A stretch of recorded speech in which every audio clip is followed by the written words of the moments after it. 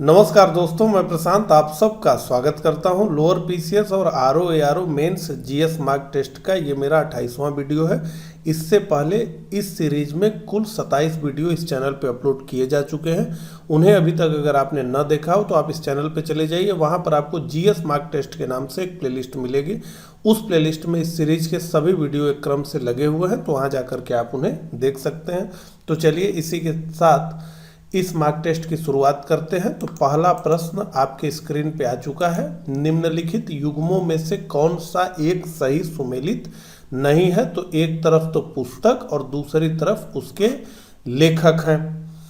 तो कुल मिलाकर के 3 इसमें से सही सुमेलित है, एक सही सुमेलित नहीं है। तो बुद्ध चरित्र अश्वघोष सुमेलित है, देवी चंद्रगुप्तम विशाखा दत्त सुमेलित है, रत्नावली भवभूति ये असल में सुमेलित नहीं है, हर्षचरित बाण भट्ट ये भी सही सुमेलित है। तो पहले का जो हमारा उत्तर है वो है सी। आइए व्याख्या देखें।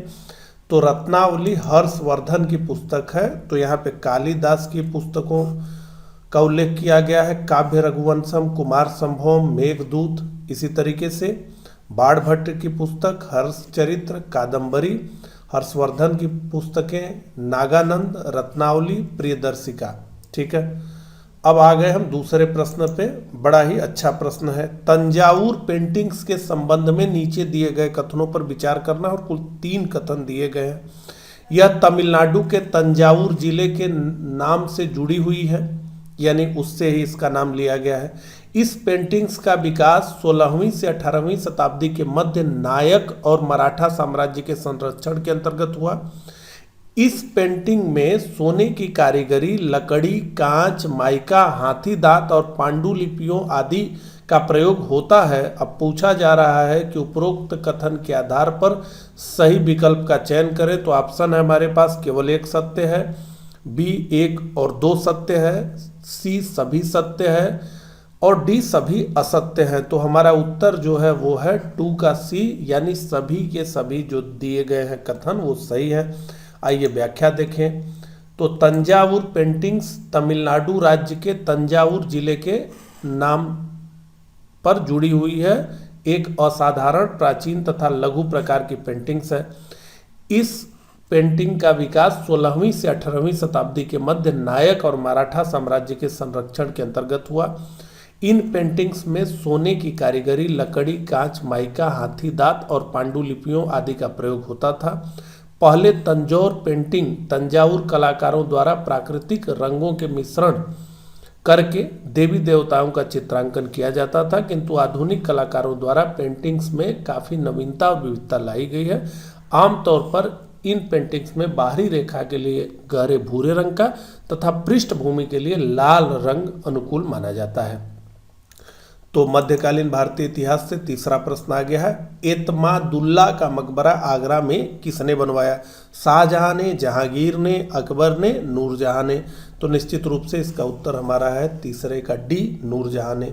तो नूरजहां ने अपने पिता एतमादुल्ला के मकबरे का निर्माण 1628 ईस्वी में ईरानी शैली में आगरा में करवाया। इस मकबरे में पहली बार पित्राधुरा शैली का बड़े पैमाने पर प्रयोग किया गया। इस मकबरे का निर्माण मुगल शासक जहांगीर के शासनकाल में हुआ था।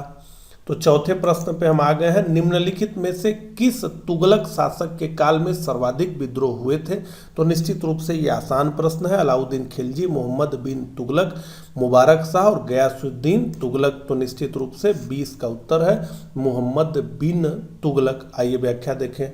तो मोहम्मद बिन तुगलक के शासन काल में सर्वाधिक 34 विद्रोह हुए, जिनमें से 27 विद्रोह अकेले दक्षिण भारत में हुए।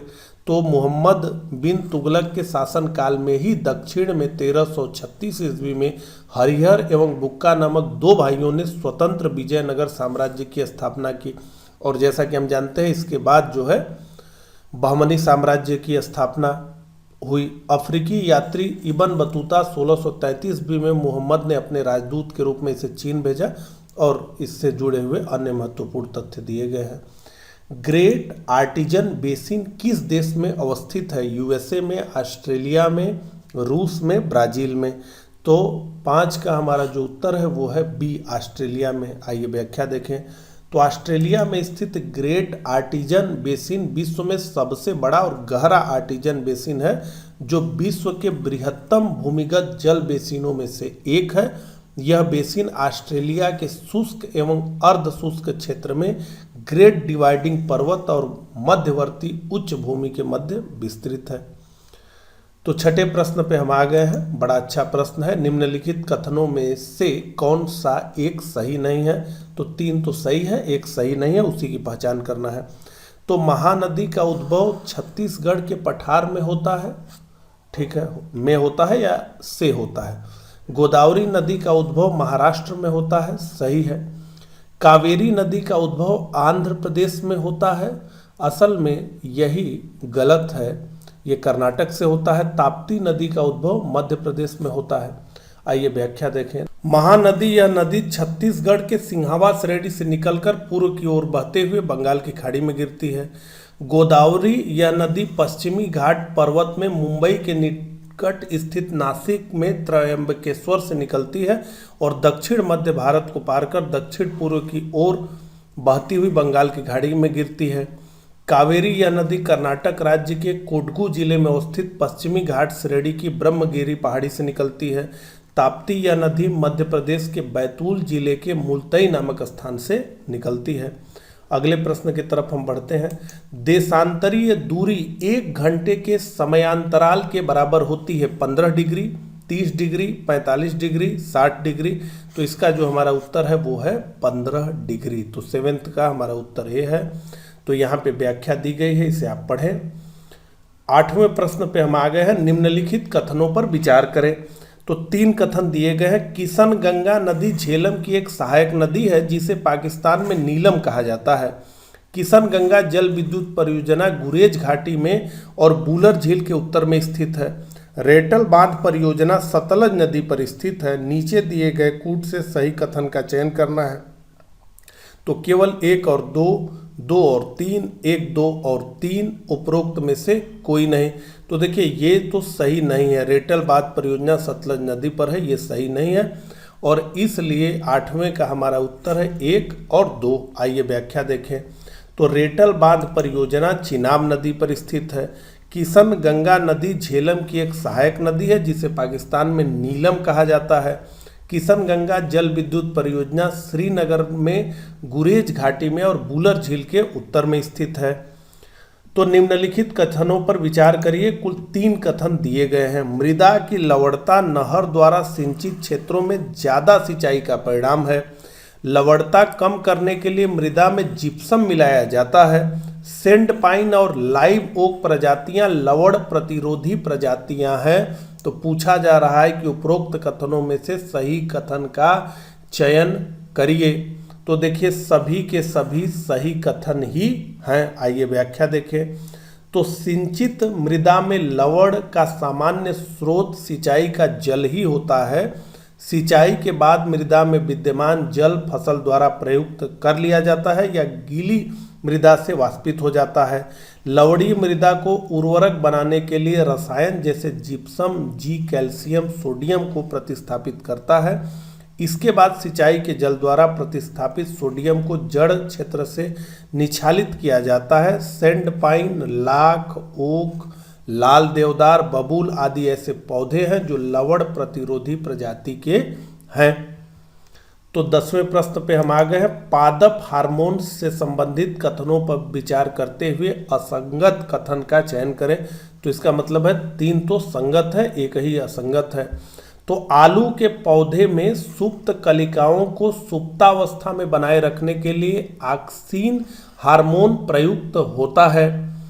कोशिका विभाजन को उत्प्रेरित करने वाले हार्मोन का नाम साइटोकाइनिन है। फ्लोरिजन हार्मोन लिंग निर्धारण में महत्वपूर्ण होते हैं, असल में यही गलत है। अनुवांशिक रूप से बौने पौधों को लंबा करने के लिए जिबरेलिन हार्मोन का प्रयोग किया जाता है। तो आइए व्याख्या देखें। तो फ्लोरीन हार्मोन का महत्व पौधों में पुष्पन क्रिया को प्रेरित करने में होता है। एथिलीन व जिबरेलिन हार्मोन लिंग निर्धारण में महत्वपूर्ण होते हैं, जबकि फ्लोरिजन का महत्व पौधों में पुष्पन क्रिया को प्रेरित करने में है, जैसा कि हमने अभी देखा। ऑक्सिन हार्मोन का प्रयोग प्रसुप्तावस्था में कलिकाओं की वृद्धि में अवरोध उत्पन्न करने में होता है, अतः आलू आदि के भंडारण में इसका प्रयोग होता है। जिबेरेलिन हार्मोन का उपयोग प्रसूति भंग कर बीजों के अंकुरण को बढ़ावा देने में किया जाता है। साइटोकानिन काइनेटिक वर्ग के यौगिक हैं जो कोशिका विभाजन को प्रेरित करते हैं। तो निम्नलिखित कथनों पर विचार करना है। दो कथन है। कार्बोहाइड्रेट कार्बन, हाइड्रोजन, ऑक्सीजन तथा नाइट्रोजन के यौगिक होते हैं।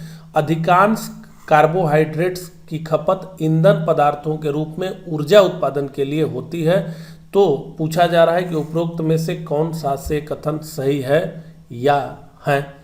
तो देखिए केवल दो ही कथन सही है, 20 का हमारा उत्तर होगा। आइए व्याख्या देखें।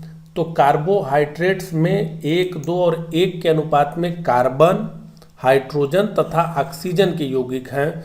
रासायनिक रूप से ये जल योजित कार्बन यौगिक, कीटोन्स, एल्डिहाइड्स अथवा अल्कोहल होते हैं। अधिकांश कार्बोहाइड्रेट की खपत ईंधन पदार्थों के रूप में ऊर्जा के रूप में होती है। आम्रपाली वनराज किस्मों के क्रॉस से आम की विकसित संकर प्रजाति है। तो आम्रपाली और वनराज से निकली हुई रत्ना अरुडिका, संकर S39 मलिका। तो इसका उत्तर हमारा है 12 का बी अरुडिका। आइए व्याख्या देखें। तो अरुडिका आम्रपाली और वनराज के मध्य क्रॉस से विकसित आम की संकर प्रजाति है। तो रेबीज टीके के आविष्कारक हैं एडवर्ड जेनर, ल्यूइन हाक, लुई पास्चर और लैंड स्टीनर। तो 13वें का हमारा जो उत्तर है वो है सी, लुई पास्चर। आइए व्याख्या देखें। तो एंटी रेबीज वैक्सीन या अलार्क निरोधी वैक्सीन उस स्थिति में दिया जाता है जब किसी व्यक्ति को पागल कुत्ता, गीदड़, भेड़िए आदि काट लें। मरीज को 72 घंटे के अंदर अलार्क निरोधी वैक्सीन लगवाना आवश्यक है। वैक्सीन न लगवाने की स्थिति में रेबीज रोग होने का खतरा होता है। इस टीके की खोज लुई पास्चर नामक फ्रांसीसी वैज्ञानिक ने की थी। संविधान के आलेखन यानी प्रारूप समिति की बात हम कर रहे हैं। संविधान के आलेखन सदस्य के रूप में अलादि कृष्ण स्वामी अय्यर के बारे में निम्नलिखित में से कौन से कथन सही है। कुल 4 कथन दिए गए हैं। भारत के संविधान के निर्वचन से संबंधित महत्वपूर्ण निर्णयों के लिए जाने में सर्वोच्च न्यायालय की भूमिका के वे पक्षधर थे। उनका यह मानना था कि स्वतंत्रता और सामाजिक निग्रह के बीच सर्वोच्च न्यायालय को एक रेखा खींचनी पड़ेगी। न्यायपालिका पर कार्यपालिका के प्रभुत्व में उनका विश्वास था और वे शासन के एक अधिनायकीय स्वरूप के पक्षधर थे। तो ये तो एकदम एक्सट्रीम शब्द हो गया, तो ये तो होगा नहीं। और तीसरा भी नहीं है, तो 1 और 2 इसका उत्तर है, यानी 14 का हमारा उत्तर है ए, 1 और 2। आइए व्याख्या देखें। तो संविधान सभा की प्रारूप समिति का गठन 29 अगस्त 1947 को हुआ था। इस समिति के अध्यक्ष डॉक्टर BR अम्बेडकर थे। इसके अलावा सदस्यों के नाम दिए गए हैं। अल्लादी कृष्ण स्वामी अय्यर जो कि प्रारूप समिति के सदस्य थे, भारतीय संविधान के निर्वचन के संबंध में वह न्यायपालिका की भूमिका को सुनिश्चित करने के पक्षधर थे। उन्होंने व्यक्तिगत स्वतंत्रता और सामाजिक निग्रह के मध्य एक सीमा रेखा निर्धारित करने की मांग की थी। न्यायपालिका और कार्यपालिका के कार्यों और नियंत्रण के संबंध में यह स्वीकार नहीं करते थे कि न्यायपालिका पर कार्यपालिका का नियंत्रण हो, बल्कि वह इन दोनों के मध्य सामंजस्य पर बल देते थे। वे शासन के लोकतंत्रीय स्वरूप के पक्षधर थे। तो 15वें प्रश्न पे हम आ गए हैं। भारतीय संविधान के किस अनुच्छेद में राज्य को ग्राम पंचायतों के गठन का निर्देश दिया गया है? अनुच्छेद 32, अनुच्छेद 40, अनुच्छेद 48, अनुच्छेद 78। तो निश्चित रूप से अनुच्छेद 40 इसका उत्तर है। आइए अगले प्रश्न को देखें। भारतीय संविधान में निम्नलिखित पदों का कौन सा अनुक्रम सही है? तो देखिए ऑप्शंस में काफी कुछ पढ़ना होगा, हम सीधे सीधे उत्तर पे आते हैं। तो देखिए सबसे पहले तो राष्ट्रपति आते हैं, फिर प्रधानमंत्री, उपराष्ट्रपति, ऐसे करके। तो यहाँ राज्यों के राज्यपाल इस कूट के हिसाब से पहले नंबर पे, भारत के मुख्य न्यायाधीश उनके बाद, राज्यों के मुख्यमंत्री उनके बाद और मुख्य चुनाव आयुक्त। तो यही युग्म जो है सही है। तो 16 का हमारा जो उत्तर है वो है बी, आइए व्याख्या देखें। तो संविधान में उल्लेखित विभिन्न पदाधिकारियों का अनुक्रम निम्नलिखित है। राष्ट्रपति, उपराष्ट्रपति, प्रधानमंत्री, राज्यों के राज्यपाल अपने राज्य में, पूर्व राष्ट्रपति, उप प्रधानमंत्री, भारत के प्रधान न्यायाधीश, लोकसभा के अध्यक्ष, केंद्र के कैबिनेट मंत्री आदि आदि पूरा। निम्नांकित राज्यों में से किसमें अनुसूचित जनजातियों के लिए लोकसभा में स्थान आरक्षित नहीं है? तमिलनाडु, अरुणाचल प्रदेश, उत्तर प्रदेश और उपरोक्त सभी। तो हमारा जो उत्तर है वो है उपरोक्त सभी, यानी डी हमारा उत्तर है। आइए व्याख्या देखें। तो वर्ष 2008 के परिसीमन के बाद लोकसभा में निम्न स्थानों पर अनुसूचित जनजातियों के लिए आरक्षित सीटें नहीं हैं: अरुणाचल प्रदेश, हरियाणा, गोवा, हिमाचल प्रदेश, जम्मू कश्मीर, केरल, मेघालय, नागालैंड, पंजाब, सिक्किम, तमिलनाडु, उत्तराखंड, उत्तर प्रदेश।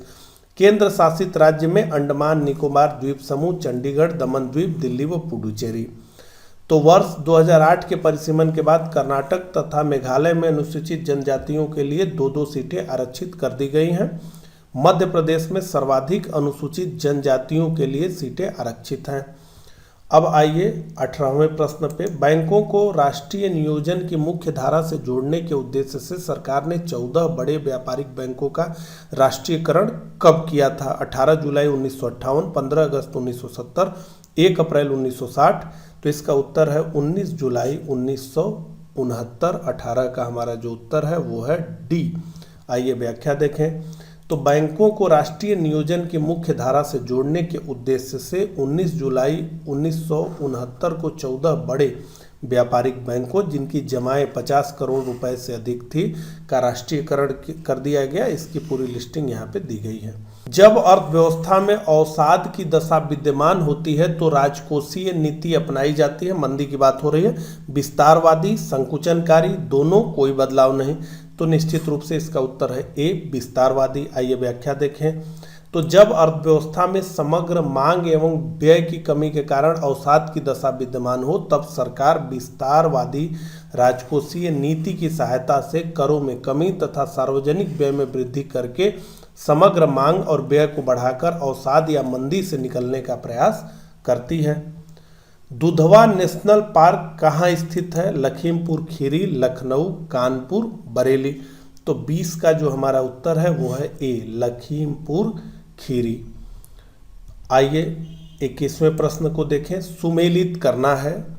तो गिर वन, Bharatpur bird sanctuary, Bandhavgarh sanctuary, Kaziranga sanctuary. तो देखिए बांधवगढ़ तो मध्य प्रदेश में है, ठीक है। तो सी का हमारा 2 है, तो सी का 2 कहाँ दिख रहा है? बी में केवल दिख रहा है, ठीक है। इसी तरीके से अगर भरतपुर, आप जानते हैं कि भरतपुर एक जिला है और वो राजस्थान का है, तो बी का 1 ऐसे सुमेलित हो जाएगा। अगर बी का 1 भी देखेंगे तो केवल बी में है, तो 21 का हमारा उत्तर हो जाएगा बी। आइए व्याख्या देखें। तो गिर वन Gujarat, Bharatpur bird sanctuary Rajasthan, Bandhavgarh sanctuary Madhya Pradesh, Kaziranga Assam. हाल ही में लोकमान्य तिलक राष्ट्रीय पत्रकारिता पुरस्कार से संजय गुप्ता को सम्मानित किया गया है। वे किस लोकप्रिय प्रतिष्ठित पत्र के संपादक हैं? द हिंदू, अमर उजाला, दैनिक जागरण, दैनिक भास्कर। तो निश्चित रूप से इसका उत्तर है दैनिक जागरण। आइए व्याख्या देखें। तो हाल ही में दैनिक जागरण के प्रधान संपादक संजय गुप्ता को पत्रकारिता के क्षेत्र में योगदान के लिए लोकमान्य तिलक राष्ट्रीय पत्रकारिता पुरस्कार से सम्मानित किया गया है। वह पुरस्कार पत्रकारिता के क्षेत्र में किसी व्यक्ति के काम की पहचान के लिए प्रदान किया जाता है, तो वह की जगह यह।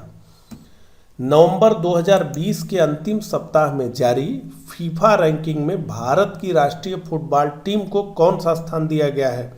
100वां, 102वां, 104वां, 106वां। तो देखिए क्रिकेट में कितना देश आगे है और फुटबॉल में देख लीजिए। तो ए बी सी डी में से जल्दी से उत्तर इसका बताइए। सी इसका उत्तर है, 104वां स्थान मिला है। तो नवंबर 2020 के अंतिम सप्ताह में जारी फीफा की नवीनतम रैंकिंग में भारतीय टीम को 104वें स्थान पर पहुंच गई है और अक्टूबर 2020 की रैंकिंग में इसका स्थान था 108वां। तो इस रैंकिंग में बेल्जियम शीर्ष पर है, फ्रांस दूसरे और ब्राजील तीसरे पर है। आर्थिक समीक्षा 2019-20 के अनुसार भारत का शीर्ष व्यापारिक साझेदार देश है संयुक्त राज्य अमेरिका, चीन, संयुक्त अरब अमीरात, सऊदी अरब। तो निश्चित रूप से ए इसका उत्तर है, संयुक्त राज्य अमेरिका। आइए व्याख्या देखें। तो वित्तीय वर्ष 2019-20 की आर्थिक समीक्षा को केंद्रीय वित्त मंत्री निर्मला सीतारमण द्वारा 31 जनवरी 2020 को संसद में प्रस्तुत किया गया। इसके अनुसार भारत के 5 शीर्ष व्यापारिक साझेदार देश संयुक्त राज्य अमेरिका, चीन, संयुक्त अरब अमीरात, सऊदी अरब और हांगकांग है। शीर्ष निर्यात मदें जो निर्यात हुई पेट्रोलियम उत्पाद, मोती, कीमती पत्थर, औषधि के नुस्खे, स्वर्ण तथा अन्य बहुमूल्य धातुएं। वर्ष 2019-20 में सबसे बड़े निर्यात गंतव्य क्रमशः रहे तो निर्यात सबसे अधिक अमेरिका, संयुक्त अरब अमीरात, चीन व हांगकांग को हुआ। शीर्ष आयात मदे रहे तो क्या हम खरीदते हैं? कच्चा पेट्रोलियम, स्वर्ण, पेट्रोलियम उत्पाद, कोयला, कोक एवं क्रिकेट्स। भारत का सर्वाधिक आयात क्रमशः चीन, अमेरिका, संयुक्त अरब अमीरात व सऊदी अरब से हुआ। तो अंतिम प्रश्न पे हम आ गए हैं। आसान प्रश्न है। भारत पूर्ण रूप से मलेरिया उन्मूलन का लक्ष्य कब तक प्राप्त कर लेगा? यानी लक्ष्य रखा गया है 2022, 2025, 2023, 2030। तो इसका उत्तर है 2030। ठीक है। तो इस प्रकार से इस मार्क टेस्ट में बस इतना ही। मिलता हूँ इसी तरह के अगले मार्क टेस्ट में। तब तक के लिए आप सभी को नमस्कार।